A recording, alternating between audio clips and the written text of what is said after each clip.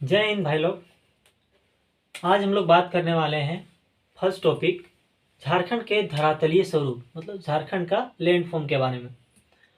हम लोग बात करते हैं झारखंड का लैंडफॉर्म के बारे में। तो इसका जो निर्माण है, इसका जो सर्वप्रमुख योगदान है, तो झारखंड का धरातलीय स्वरूप में सर्वप्रमुख जो योगदान हम मानेंगे वो छोटा नागपुर का पठार वाला क्षेत्र को हम लोग मानेंगे। झारखंड का सर्वप्रमुख योगदान की बात करें तो वो छोटा नागपुर पठारी वाला क्षेत्र हम लोग मानेंगे। अब छोटा नागपुर पठारी वाला क्षेत्र जो है वो उसका निर्माण की बात करें तो ये लावा के जमाव के कारण हुआ है। क्या चीज़ के कारण हुआ है? लावा के जमाव के कारण हुआ है। हम लोग इंग्लिश में इसको बोल देंगे लावा डिपोजिशन। लावा के जमाव के कारण हुआ है। हम लोग नेक्स्ट बात करते हैं छोटा नागपुर का पठारी वाला जो क्षेत्र है वो पठार कहाँ कहाँ तक फैला हुआ है। तो जो छोटा नागपुर का पठार वाला एरिया है वो उड़ीसा, छत्तीसगढ़, पश्चिम बंगाल और बिहार तक फैला हुआ है। हम लोग नेक्स्ट बात करते हैं, यहाँ पर जो है आर्कियन कालीन चट्टानें जो है सो पाई जाती है। मतलब कहने का मतलब है ये जो छोटा नागपुर पठारी वाला क्षेत्र है वो आर्कियन कालीन चट्टानें जो है सो आर्कियन कालीन चट्टानें है। ये आर्कियन कालीन चट्टानें हैं, इंग्लिश में हम लोग बोलेंगे आर्कियन रॉक्स। और यहाँ की जो मिट्टी की बात करें हम लोग तो यहाँ की जो मिट्टी की छिद्रता है उसमें कमी पाई जाती है। मिट्टी की आर्कियन कालीन चट्टानें है, इसमें मिट्टी की जो छिद्रता है उसमें कमी पाई जाती है। हम लोग इंग्लिश में इसको बोलेंगे सॉलिडलेस पोरोसिटी, सॉलिडलेस पोरोसिटी।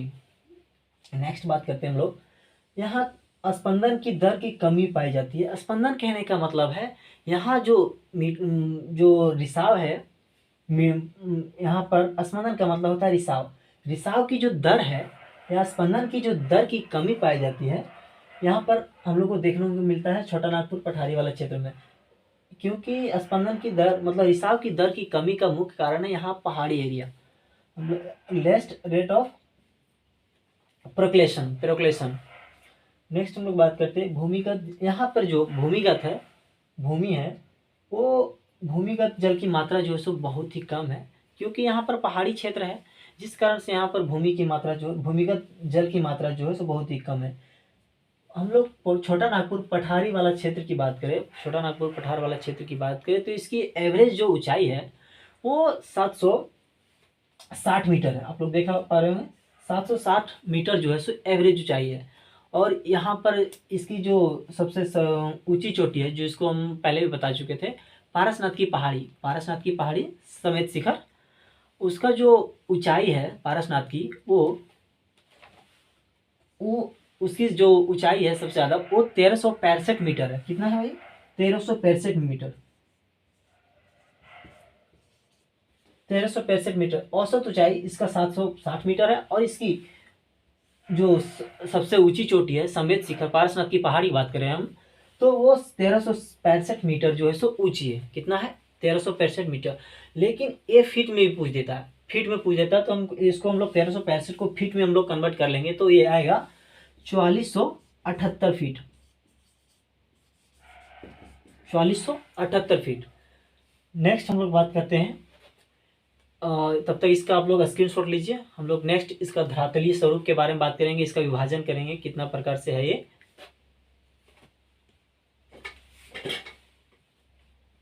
राजमाल की पहाड़ी वाला तो हम लोग एक करके देखना स्टार्ट करते हैं। पहले हम लोग देखेंगे पाट क्षेत्र के बारे में। तो पाट क्षेत्र या पैटलैंड, तो हम लोग इसको देखते हैं। पाट का अर्थ क्या होता है हम लोग सबसे पहले जानते हैं। पाट का अर्थ क्या होता है? पाट का अर्थ होता है समतल जमीन। क्या होता है? पाट का अर्थ होता है समतल जमीन। पाट का अर्थ होता है समतल जमीन। हम लोग इसका विस्तार की बात करते हैं। जो पाट वाला क्षेत्र है इसकी विस्तार जो है सो कहाँ से कहाँ तक है तो ये रांची के उत्तर पश्चिम से लेकर पलामू के दक्षिण वाला भाग तक है ये फैला इसका विस्तार है। पाट क्षेत्र का जो विस्तार है आप लोग देख पा रहे होंगे मैप में कि पाट क्षेत्र जो है सो कहाँ पे है। हम लोग नेक्स्ट बात करते हैं इसका विस्तार। तो रांची के उत्तर पश्चिम से पलामू के दक्षिण वाला हिस्से तक है। हम लोग आप देख पा रहे होंगे इसकी आकृति कैसी है। तो इसकी आकृति जो है पाट वाला क्षेत्र का वो त्रिभुजाकार है। कैसी है? पाट वाला क्षेत्र का जो आकृति की बात करें तो ये है त्रिभुजाकार। क्या है? त्रिभुजाकार। नेक्स्ट हम लोग बात करते हैं इसका जो शीर्ष शीर्ष की बात करते हैं हम लोग इसका पाट वाला क्षेत्र का। तो वो जो सबसे दक्षिण साइड जो दिख रहा है वो उसका शीर्ष वाला पार्ट है, जो आप मैप में भी देख पा रहे होंगे। उसकी आधार जो है सो उत्तर वाला साइड तक ये है झारखंड का। हम लोग ऊपरी भाग, या तो हम लोग इसे इंग्लिश में बोलेंगे upper part, Jharkhand upper part of patland, upper part of patland, Jharkhand के ऊपरी भाग, पाट क्षेत्र का ऊपरी भाग को हम लोग क्या बोलेंगे? पाट क्षेत्र का शीर्ष को हम लोग बोलेंगे, पाट क्षेत्र का जो शीर्ष है ये दक्षिण साइड में है और पाट क्षेत्र का जो आधार है वो उत्तर साइड में है। ऊपरी भाग इसकी हम बात करें, पाट क्षेत्र का ऊपरी भाग की बात करें तो ऊपरी जो भाग है उसको हम बोलेंगे टांड। क्या बोलेंगे? टांड, TAAND, टांड। क्या बोलेंगे हम लोग? टांड बोलेंगे। ऊपरी भाग की बात करें तो ये टांड है। हम लोग निचला भाग की बात करें, पाट क्षेत्र का निचला भाग की बात करें तो हम लोग टांड बोलेंगे। क्या बोलेंगे? दोन बोलेंगे। क्या बोलेंगे? दोन। लोअर पार्ट के दोन बोलेंगे, अपर पार्ट को टांड बोलेंगे। इसकी जो समुद्र तल से जो औसतम ऊंचाई जो मानी जाती है वो 900 मीटर है। क्या है? 900 मीटर। अपर पार्ट ऑफ पाटलैंड जो है सो जिसको हम लोग टांड बोलेंगे, लोअर पार्ट ऑफ पाटलैंड जो है उसको हम लोग दोन बोलेंगे। ये आप लोग को ध्यान में रखना है, अपर पार्ट ऑफ पाटलैंड और लोअर पार्ट ऑफ पाटलैंड के बारे में। हम लोग इसका सबसे ऊंचे पार्ट की बात करें तो ये सबसे ऊंचे पार्ट जो है पार्ट वाला क्षेत्र में वो नेतरहाट जो है, नेतरहाट का पार्ट सबसे जो ऊंचा पार्ट है इसका नेतरहाट का पार्ट है, जिसकी जो लंबाई ऊंचाई की बात करें तो ये 1180 मीटर है और ये सबसे ऊंचा है पार्ट का। तो हमको इसको फीट में भी हम लोग को ध्यान रखना होगा। तो इसका फीट जो है सो 3871 मतलब 3871 फीट, 3871 फीट पार्ट वाला क्षेत्र का सबसे जो ऊंचा भाग है जिसको हम लोग नेतरहाट पार्ट बोलेंगे। और इसका जो मीटर में हम लोग बात करें तो 1180 मीटर है और इसका फीट में बात करें तो 3871 फीट। हम लोग सिर्फ इसका क्योंकि सबसे ऊंचा है तो इसका हम लोग को फीट में भी ध्यान में रखना होगा। हम लोग नेक्स्ट बात करते हैं इसका जो दूसरा सबसे ऊंचा है वो गणेशपुर पार्ट की ऊंचाई की बात करें तो ये 1171 मीटर है। कितना है? 1171 मीटर है। एक जनीरा की पार्ट है, जनीरा की पार्ट की बात करें तो ये 1142 मीटर है। कितना है? 1142 मीटर है। जनीरा की पार्ट जो है सो 1142 मीटर ऊंचा है। इसकी प्रमुख पहाड़ी मतलब हिल्स की बात करें, पहाड़ियाँ हिल्स, तो ये सानू एवं सरयू है। कौन सा है? प्रमुख पहाड़ियाँ की बात करें तो सानू एवं सरयू। पाट क्षेत्र का प्रमुख पहाड़ियों की बात करें तो सानू एवं सरयू है। ठीक है। इसका हम लोग पाट वाला क्षेत्र में उद्गम कुछ नदियों का उद्गम है, जैसे कोयल नदी है, शंख नदी है। ये हम लोग नदी वाला टॉपिक में अच्छे से क्लियर करेंगे। उद्गम स्थल जो है कोयल, शंख आदि का है। और झारखंड के धरातलीय स्वरूप में 12वें का मैदान जिसे तास्तरी नुमा या 12वें का मैदान में है। ये तास्तरी नुमा जो है ना एरिया हम लोग 12वें का मैदान में है। ये जो इसी का भाग है, किसका? पेटलैंड का भाग है। किसका भाग है ये? तास्तरी नुमा। तो ये पेटलैंड का भाग है। ये प्रश्न पूछा हुआ है आपका JPSC में। तास्तरी नुमा जो है सो 12वें का मैदान का ही भाग है और ये 12वें का मैदान जो है ये पाटलैंड का ही भाग है। हम लोग इसको शॉर्ट में रिवीजन कर लेते हैं, हमने क्या क्या इस बात किया। इसका विभाजन की बात करें तो झारखंड का धरातलीय विभाजन मतलब लैंड फॉर्म को डिवाइड करते हैं। तो हम लोग बात करते हैं फर्स्ट बात, ऐसे तो हम लोग पाटलैंड को डिवाइड करेंगे। पाट वाला क्षेत्र में ऊपरी हजारीबाग का पठार, निचली हजारीबाग का पठार और ये राजमहल की पहाड़ी वाला, क्योंकि हम लोग पहाड़ी को मुख्य रूप से भी फोकस करेंगे। तो पाट वाला क्षेत्र आप देख पा रहे होंगे मैप में भी। पाट क्षेत्र या पैटलैंड इसका अर्थ होता है समतल जमीन। विस्तार की बात करें तो उत्तर रांची का जो उत्तर पश्चिम वाला से हिस्सा है वहाँ से पलामू के दक्षिण वाला हिस्सा तक है। आकृति की बात करें तो इसके आप देख पा रहे हो, इसका जो आकृति है वो त्रिभुजाकार है। इसका शीर्ष पाठ क्षेत्र का जो सबसे शीर्ष वाला भाग है उसको वो दक्षिण तक है, दक्षिण साइड तक फैला हुआ। और आधार की बात करें तो ये उत्तर साइड तक फैला हुआ है। उत्तरी भाग की बात करें तो जिसे हम लोग टाँड़ बोलते हैं, उत्तर ऊपरी भाग पार्ट का जो ऊपर भाग है उसको हम लोग टाँड़ बोलेंगे। क्या बोलेंगे? टाँड़। निचला भाग जो है उसको हम लोग दोन बोलेंगे। क्या बोलेंगे? दोन। निचला भाग को दोन, ऊपरा भाग को टाँड़। ये आप लोग को ध्यान में रखना है। अपर पार्ट को टाँड़, लोअर पार्ट को दोन। इसकी जो समुद्र तल से जो ऊंचाई है वो औसतन 900 मीटर है। नेक्स्ट बात करें सबसे ऊंचे पार्ट की, तो नेतरहाट की पार्ट है जिसका 1180 मीटर जो है सो ऊंचाई है। और 3871 फीट के अनुसार बात करें तो ये आपको दोनों हाथ रखना होगा। गणेशपुर पार्ट जो है 1171 मीटर है। जंजीरा पार्ट की बात करें तो 1142 मीटर है। प्रमुख पहाड़ियाँ हिल्स जो इसमें कुछ हैं तो सानू एवं सरयू पार्ट वाले क्षेत्र में जो है सो दो प्रमुख पहाड़ियाँ या हिल्स है, सानू या सरयू। इसका पार्ट वाला क्षेत्र से दो उद्गम होते हैं नदियों का, कुछ नदियों का उद्गम है जिसे कोयल, शंख और कुछ है। तो हम लोग नदी वाला टॉपिक में अच्छे से क्लियर करेंगे। तास्ती नुमा 12वें का मैदान में है। तास्ती नुमा 12वें का मैदान में है जो ये पार्ट क्षेत्र का हिस्सा है। आप लोग को ये ध्यान में रखना होगा। नेक्स्ट हम लोग बात कर रहे हैं, आप लोग इसका स्क्रीनशॉट लीजिए तब तक।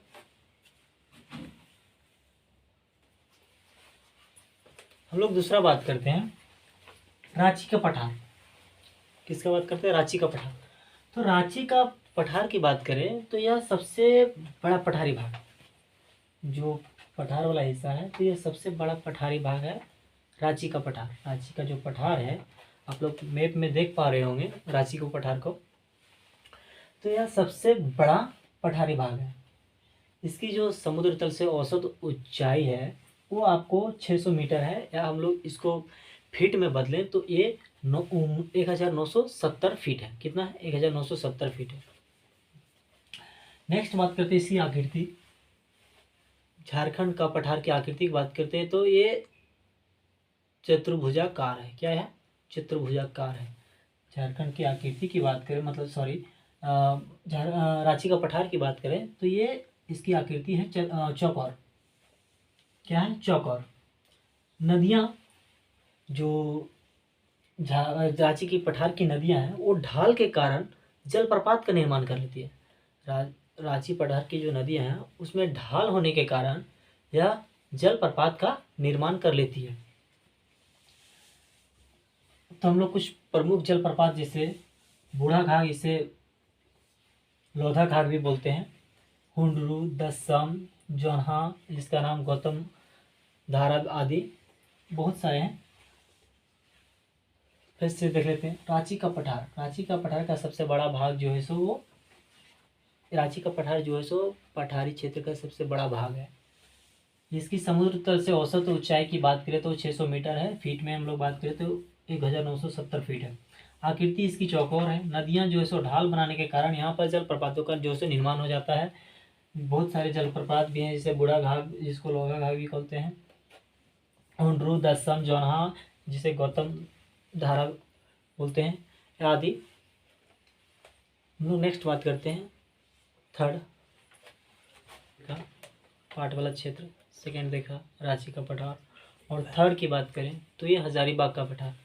हजारीबाग का पठार, हजारीबाग का पठार जो सो दो भाग में इसको हम लोग डिवाइड करेंगे। ऊपरी हजारीबाग का पठार और निचली हजारीबाग का पठार। ऊपरी हजारीबाग की पठार की बात करें, आप लोग मैप में भी देख पा रहे होंगे ऊपरी हजारीबाग का पठार और निचली हजारीबाग का पठार को। हम लोग ऊपरी हजारीबाग की पठार की बात करें तो यह जो है ऊपरी हजारीबाग की पठार क्या है? फर्स्ट भूतकाल में यह रांची पठार का से जुड़ा, कहने का मतलब है पहले ये रांची का पठार जो था उससे जुड़ा हुआ था। जो ऊपरी हजारीबाग का पठार है यह भूतकाल में, मतलब पहले यह रांची का पठार से जुड़ा हुआ था, लेकिन दामोदर नदी के कटाव के कारण यह अलग हो गया। दामोदर नदी के कारण यह अलग हो गया। फिर से हम लोग बात करेंगे ऊपरी हजारीबाग का पठार की बात करें तो यह पहले जो रांची का ही पठार का हिस्सा था, लेकिन दामोदर नदी के कटाव के कारण यह अलग हो गया। इसकी औसतम ऊंचाई की बात करें समुद्र तल से तो 600 मीटर ही है, और 1970 मीटर इसको फीट होगा ये सारे फीट। निचला हजारीबाग की पठार की बात करें तो ये न्यूनतम ऊंचाई वाला पठार है, भाग है। इसका बाह्य पठार का मतलब है छोटा नागपुर के बाहरी हिस्से में अवस्थित होने के कारण इसे हम लोग बाह्य पठार कहेंगे। कहने का मतलब है बाह्य पठार यह इसलिए है क्योंकि ये छोटा नागपुर के बाहरी वाला हिस्सा में अवस्थित है।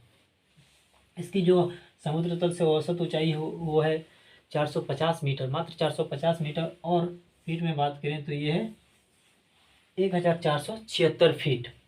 मतलब हम लोगों ने कि देखा फर्स्ट पार्ट वाला क्षेत्र, रांची का पठार और ये हजारीबाग का पठार।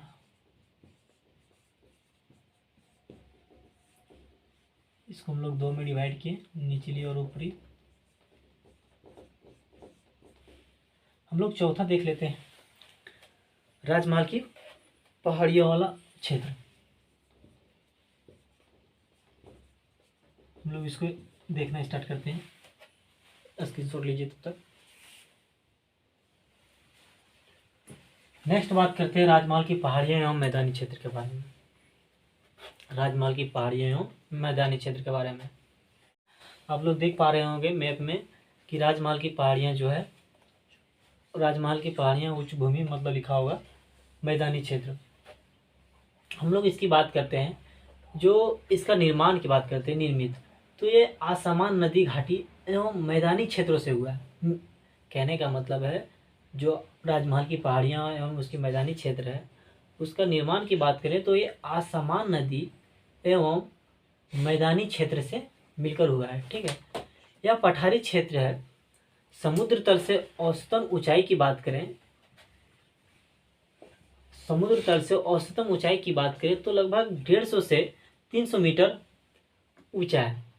इस क्षेत्र में स्थित राजमहल की पहाड़ियाँ कैमूर के पहाड़ियाँ वाले क्षेत्र तक फैला हुआ है। कहने का मतलब है जो राजमहल की पहाड़ी है वो बिहार के कैमूर पहाड़ी वाला जो क्षेत्र है वहाँ तक जो है सो फैला हुआ है। हम लोग नेक्स्ट बात करते हैं, ये राजमहल की पहाड़ी जो है इसका विस्तार की बात करते हैं, मतलब कहाँ कहाँ तक ये फैला हुआ है। आप लोग देख पा रहे होंगे। इसका फैलाव की बात करते हैं तो ये दुमका, देवघर, गोड्डा, पाकुड़, साहेबगंज जिले तक जो है सो फैला हुआ है। जो इसकी राजमहल की पहाड़ी का जो क्षेत्र है लगभग फैला हुआ है टोटल 2000 वर्ग किलोमीटर में। कितना? 2000 वर्ग किलोमीटर में ये जो फैला हुआ है वो लगभग 2000 वर्ग किलोमीटर में फैला हुआ है। हम लोग जो राजमहल की देखो यहाँ से एक प्रश्न आता है, यहाँ पर अगर जेपीसी में भी यहाँ से प्रश्न पूछ दिया था कि इस क्षेत्र की जो नुकीली, मतलब कहने का मतलब कोई प्रश्न था कि राजमहल की पहाड़ियाँ एवं उसके मैदानी क्षेत्रों में नुकीली जो पहाड़ियाँ हैं उसको स्थानीय नाम क्या है, उसका जो स्थानीय नाम है वो क्या है। तो इसका जो नुकीली पहाड़ियाँ हैं उसका स्थानीय नाम की बात करें तो वो टोंगरी है। क्या है? टोंगरी। टोंगरी ध्यान में रखना होगा आप लोग को, टोंगरी। ठीक है, और गुमशुदा पहाड़ियाँ का जो स्थानीय नाम है वो डोंगरी है। क्या दोस्तों? डोंगरी। फिर से हम लोग देखते हैं इसको, इस क्षेत्र में जो नुकीली पहाड़ियाँ हैं उसका स्थानीय नाम जो है सो टोंगरी है। और गुमशुदा पहाड़ी जिसका स्थानीय नाम डोंगरी है। क्या है? डोंगरी है। हम लोग फिर से एक बार देखते हैं इसको। राजमहल की पहाड़ियाँ एवं मैदानी क्षेत्र की हम लोग बात किए तो इसका निर्माण जो आसमान घाटियों नदियों से हुआ है, मैदानी क्षेत्रों से। समुद्र तल से औसत ऊंचाई जो इसका 150 से लेकर 300 मीटर तक है। यह राजमहल की पहाड़ियाँ राजमहल की जो पहाड़ी वाला क्षेत्र है वो बिहार के कैमूर पहाड़ी वाला क्षेत्र से सटा हुआ है, मतलब वहाँ तक फैला हुआ है।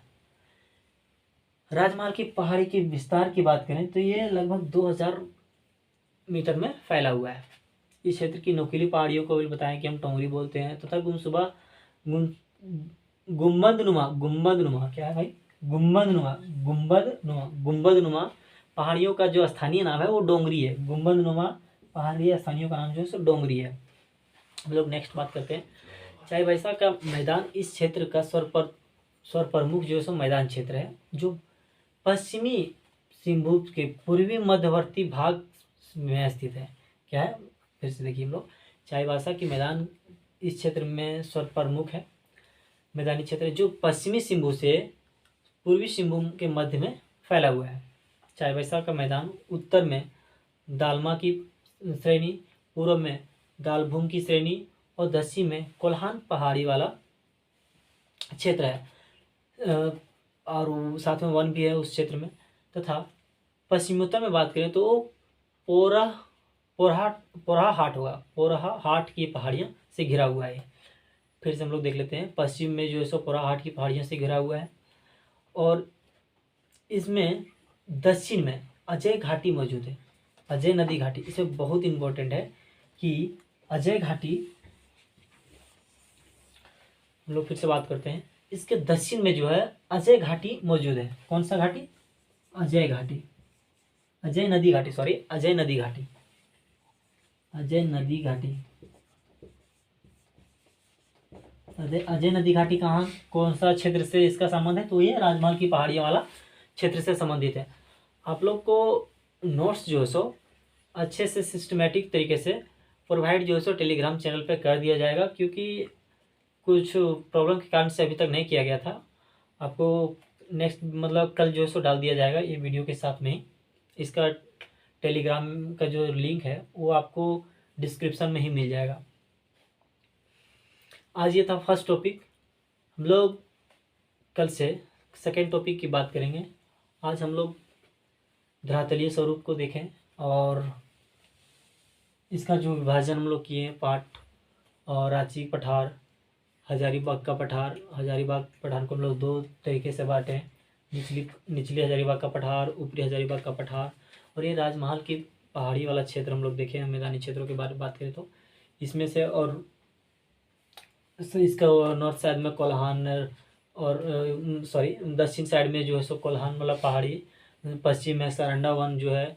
इस टाइप से सब हम लोग बात किए। मिलते हैं नेक्स्ट वीडियो, तब तक के लिए धन्यवाद।